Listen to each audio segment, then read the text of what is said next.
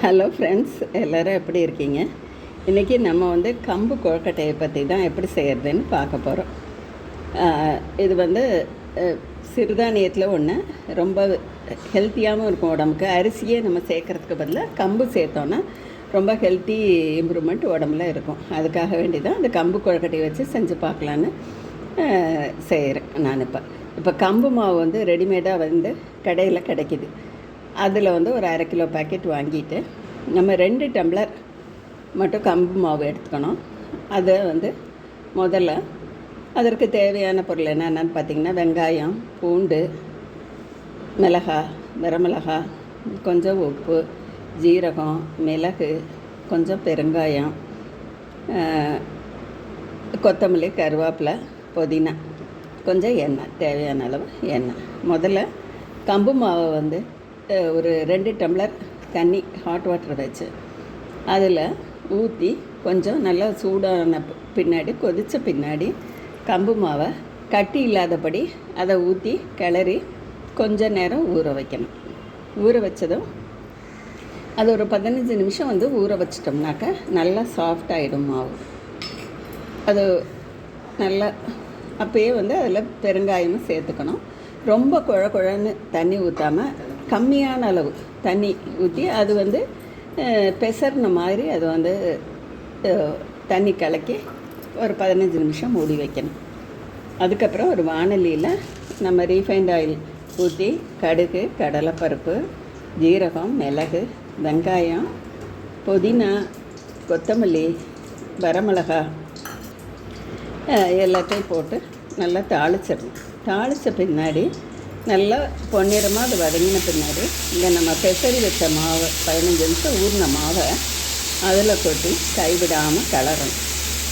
அப்போ கொஞ்சம் பெருங்காயத்தையும் அதில் சேர்த்து ஆட் பண்ணி நல்லா கலக்கணும். கலக்கிற டைமில் அதில் இருக்கக்கூடிய நீர் ஃபுல்லாக உறிஞ்சிடணும். அந்த ஹீட்டில் நீர் ஃபுல்லாக அப்சர்வ் ஆன பின்னாடி நல்லா கெட்டியான உதிரியான பதம் வரும். அந்த பதம் வர வரையிலும் நல்லா கொட்டி அந்த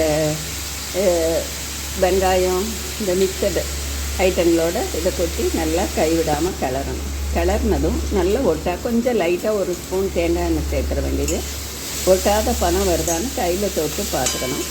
அதுக்கப்புறம் இறச்சி வச்சுட்டு நல்லா ஆறின பின்னாடி அதை சிறு சிறு உருண்டைகளாக நம்ம இட்லி தட்டு எடுத்து அதில் எண்ணெய் தொடச்சிட்டு சிறு சிறு உருண்டைகளாக உருட்டி நம்ம குக்கரில் வச்சு ஆவியில் வச்சு வேக வச்சு எடுக்கணும்.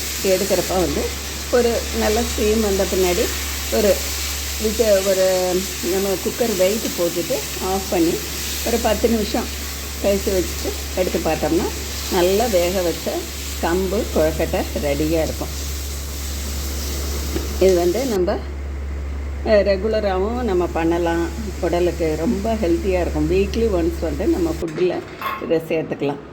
சேர்த்துக்கிற டைமில் நமக்கு இதில் நிறைய highly protein rich food, iron இருக்குது, மக்னீஷியம் இருக்குது, அதுக்கப்புறம் ஃபைபர் இருக்குது, அப்புறம் க்ளூட்டன் ஃப்ரீ ப்ரோட்டீன்றது ரொம்ப அது உடம்புக்கு ரொம்ப ஹெல்த்தியான ஒன்று.